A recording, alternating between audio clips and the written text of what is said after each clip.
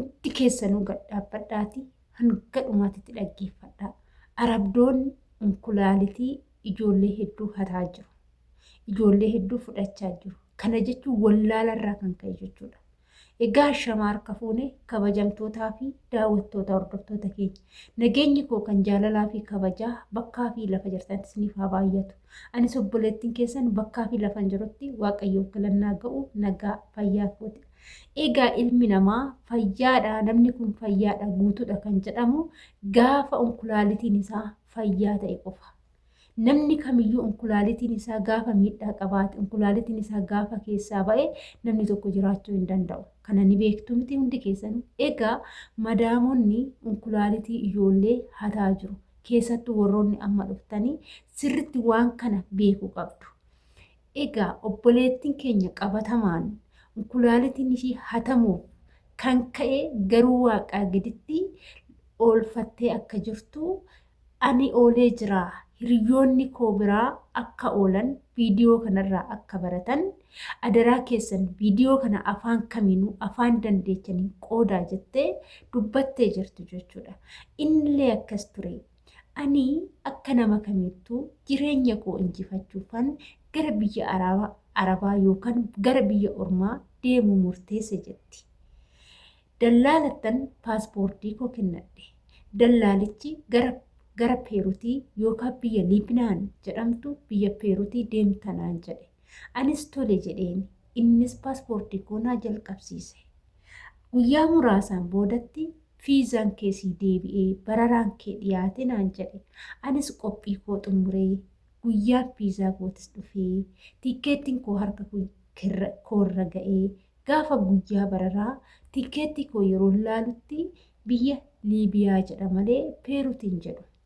Dallaalicha silaa Peeruutii deemtanaan jette akkamitti Liibiyaatti naaf guchisuu dandeecha jedhe yeroon gaafadhutti biyya kanatu sii dhufe itti fayyadami carraa kana of jala hin dabarsin naan jedhe jetti.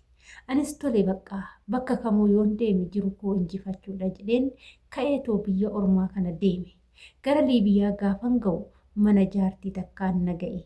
Jaartattiinis nama gaariidha. Anis immoo hojii koon eegale. Hanga baatii 6 mana sanitti haala gaariinan hojjechaa ture. Haa ta'uutii garuu madaamiin ani bira hojjedhu baay'ee dhukkubsatti. Yeroo hundumaa mana yaalatti deddeebiti. Ergan baatii 6 guutee garuu guyyaa tokko beenu mana yaalassi geessaa meedikaalassi kaasanaan jette. Anis waraqanni koo yookaan iqaaman koo naan hojjechiifamne jedheen ka'ee wajjin deeme. Yeroo wajjin deemutti marmaraa guutumaan guututti osoo wanti tokko hin hafiin meedikaala nagalchanii marmaraa guutumaan guututti nama rammarani. Anis nama rammarani. Torbee tokkotti nuu qaxaranii kara manaa nu deebisan. Anis kara manaan deebi'e. Torbee tokkoon booda garuu gara mana yaalaa deemne. Waraqata tokko natti kennan. Waraqanni kun garuu maal akka ta'e hin beeku dubbisas hin danda'u farraminaan jedhan. Anis immoo iqaamaa koo hojjechiisuuf jedhee waan ayyaadeef waraqicharra nan farrame. Guyyaa kaanitti bakka doktoroonni gurguddaan galchanii bakka amaliyyaa yookaan bakka umpurshinii san nageechan. Achitti yeroo algaarratti wanta sibiila wayii keessa yeroo na seesisanitti maaltu ta'aa jira jedheen rifadhee doktoritti gaafadhe. Yeroo kana indee hin beektu ati moonaan jette. Maalin beekan jedheen afaanillee sirriitti hin danda'u. Kalee kee akka kennitu waadaa galtee jirtaa miti naan jette. Garuu afaan Arabaa waan ta'eef naa galuu didee maal jettan jedheen ammas kalee kee akka kennitu waadaa galtee jirtaa miti naan jette. Ammas naa galuu didee naaf hin galle maalidha jedheen. Yeroo kanatti googilii keessa sarchi gootee afaan kootiin kan hiikamu natti agarsiifte. Yeroo kana kalee arjoomuuf qophii kan xumurame kan jedhu barraa'ee jira. Yeroo kana rifadhee bakkan ciisu sanii algaarra na ciibsa sanii uttaalee ka'ee u'uu jedhee iyyee maraadhe. Hospitaalli hundi maaltu ta'e jedhanii rifatanii uummanni hundi walitti yaa'an poolisoonis dhufan. Yeroo kana waan ta'u kana afaanis sirriitti hin beeku waan ta'eef hollachaa bohaatanan akkamitti kaleen koo kennama, kaleen koo eenyuuf kennama, ani eenyufan kalee koo raabsa jedhee afaanuma kiyyaan dubbachuutti gadi taa'e. Yeroo kana taragaaga'inaan jedhanii na tasgabbeechanii sirraatan na gaafatan. Akka naa galuuf xiqqoo suuta waan naa galuuf kinoo asirratti farramtee jirta bara. Fiqaada keetiin ati eeyyamamtuu taatetti kinoo farramtee kalee kee kennuuf qophoofteerta. Akkamitti lakki jettanaan jedhan jette. Yeroo kana ani lakki waraqaticha kana maal akka jedhus maaliif akka farraminaan jedhanis hin beeku. Garuu isaan farraminaan jennaanan anis immoo sim jedhee farrame hiqaamaa koo naa hojjechiisti jedhee tanan malee ani kalee koo maafan kenna. Erga kalee koo kan kennu maafan biyyaa ba'e jedhee boo'ee maraadha. Yeroo kana biyyoota ormaa keessatti seera malee wanta akkanaa yeroo hojjetan nama qaxxaasisa.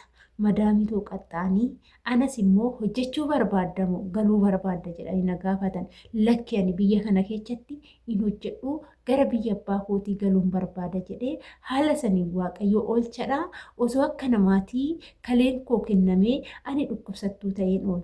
Garuu akka waaqatiin tsalootiin du'aayin kadhannaa warri koonaa godhan kan anis yeroodhaan godhadhu na dhaqqabee kaleen koonaa hafee jira.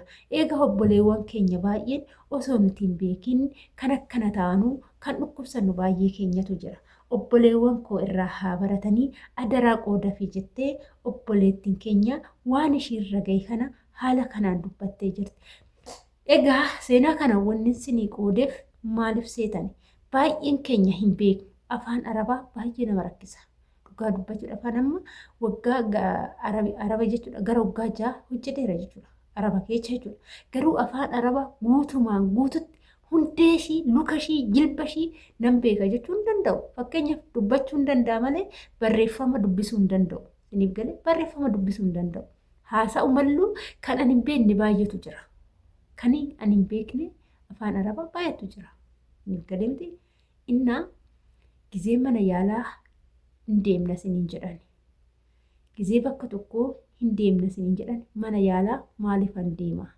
Sababni hin dhukkubsanne ta'an yoo dhukkubsattes dhibee keessaniif qofa malee marmaraa garagaraa iddoo wayii sisseessisan maafanas dhufe dhukkubni kiyya darajaa kana nan ga'u jettanii gaafachuu qabdu. Ani baay'ee mana yaalaa deemuun jaaladhu. Akka fedhe dura dhukkube qorichuma mana keessan hojjetadha malee gizee takka gizee koronaan humna kiyyaa ol taananan mana yaalaa deeme malee dhugaan sinitti maanii yeroo namni namaa miti reema namni dhukkubsanne hin jiru nan dhukkubsadha. Yeroo dhukkubsadhu dhugaan siniin jedha. Amma samoona kan viidiyoodhaan ba'ee viidiyoo hojjedheen beekuun ture. Sababiin isaa baay'ee na dhukkuba ture keechisiisa. Nan dubbadhaa nan haasaa sagalee kiyya dhageessu malee keessi kiyya baay'ee na dhukkuba ture. Haa ta'utii garuu ani mana yaalaan deemu jechuudha. Hin jaaladhu mana yaalaa. Maaliif? Har'a oduu achi keessatti waan tokko na godhanii hin jedhu. Obboleettii keenya takka yoo yaadattanii ishiin ija ishii yaallamuuf mana yaalaa deemnan ija ishii keessa baasifatan jechuudha. Inna waa baay'eetu jira. Inna wanni ani isiniin jechuu barbaade asumarraani jarri beenaa mana yaalaa deemnoo isiniin jedhu maaliif sababni hoo jecha jedhu tokko leesh fi mushkidaana leesh jecha maaliif jedhu tokko barachuu qabdu. Malee wanta hunda ishii jechuun hin barbaachisu jechuudha.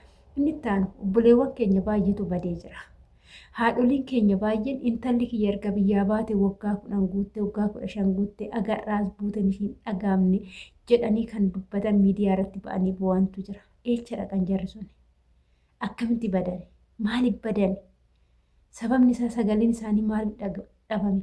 Namni yaade jira hin jiru jechuudha. Kanaaf obboloota koo biyya ormaa keessatti wanti nama mudatu wanta baay'eedha. Jarri bar gara jabeetti osoo amma mana keessatti waan barbaadan siin godhanii nama ajjeesanii isbaalatti siin gatanii saniin booda hin baatee baddee jirti mana kiyya keessa hin jirtu baddee jirti jedhanii ofirraa isaa yoo badde jedhanii ofirraa galchan bar seerri biyya kana bakka isaan irraa ni kaasa namni isaan gaafatu hin jiru. Kanaaf of eeggannoo godhadhaa. Of eeggannoo godhachuu waan baduuf hin qabu. Ija ofii banachuu waan baduuf hin qabu. Bilxoomu waan baduuf hin qabu jechuudha. Biyya ormaa keessatti zakiyyaa jedhudha. Zakiyyaa jechuun bilxii jechuudha. Siirii zakiyyaa. Bilxii ta'e. Siif galee bilxii ta'e. Bakka wanna tokko yoo wanni bakka of hin gadhiisin jaratti dabarsitee of hin kennin gowwaan fakkaatiin isaaniif jettee hojii kee hojjette siraatan taanan isaan waan tokko sinirraan ga'uuf ta'u taanan biyyi kun sarraatinyaadhaafis jaraafis qixxee dubbata. Seeraan ala yoo sitti dhufan jechuudha. Kanaaf of eeggannaa jechuudha malee waa biraatiif miti. Kana fakkaata viidiyoonadha. Namoota hedduu viidiyoon kun barumsa ta'a jedhee sanan sinii qoode jechuudha. Ani afaan biraatiin nan dhaga'ee. Maaliif afaan keenyatti immoo yoon sinii hiike barnoota ta'a. Niif galee barnoota ta'a. Kana fakkaata hordoftoota kiyyaa yoon balleessi yoon dogongore dhiifama naa godhaa. Viidiyoo kana laayik sheer gochuudhaan hanga xumuraa nu dhaggeeffadhaa. Hiriyoota keessaniif qooda. Viidiyoon immoo hanga xumuraa dhaggeeffadhaa. Isin fayyada. Viidiyoon kun hanga dhumaa maal qaba laata jechuu jedhu xumuruun faayidaa guddaa qaba.